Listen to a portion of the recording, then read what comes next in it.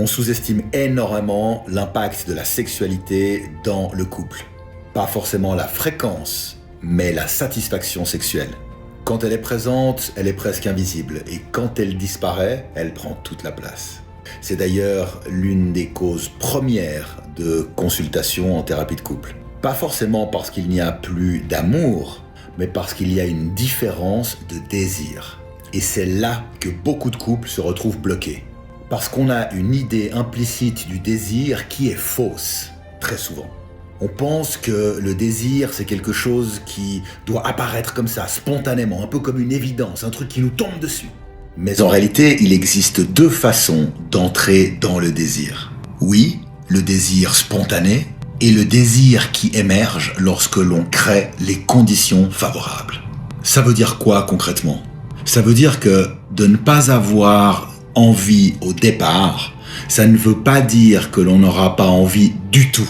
Et attention, ça ne veut surtout pas dire non plus que l'on doit se forcer. Se forcer, c'est agir contre soi.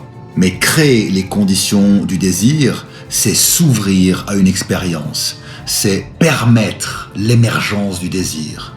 Et ça, c'est très différent. Mais il y a un autre point qui est fondamental.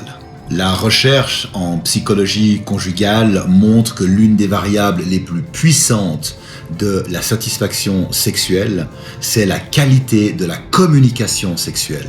Autrement dit, on ne peut pas améliorer la qualité de la vie sexuelle si on ne parle pas de la vie sexuelle. On ne peut pas améliorer notre satisfaction sexuelle si on n'est pas capable de dire ce qu'on aime, ce qu'on ressent, ce qui nous donne envie. Et parfois, ce qui nous enlève l'envie. Et c'est souvent là que ça bloque.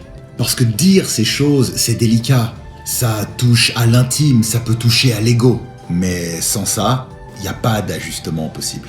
Donc, si je devais résumer, ce n'est pas une question d'absence de désir, mais c'est souvent une mauvaise compréhension de son fonctionnement et une difficulté à communiquer sur les choses qu'on aime vraiment. Et dans un couple, chacun a une responsabilité. Pas celle d'avoir tout le temps envie, mais de contribuer à créer les conditions du désir. Parce qu'attention, un couple ne tient jamais uniquement sur l'amour. Il tient aussi sur sa capacité à nourrir ce qui entretient le désir.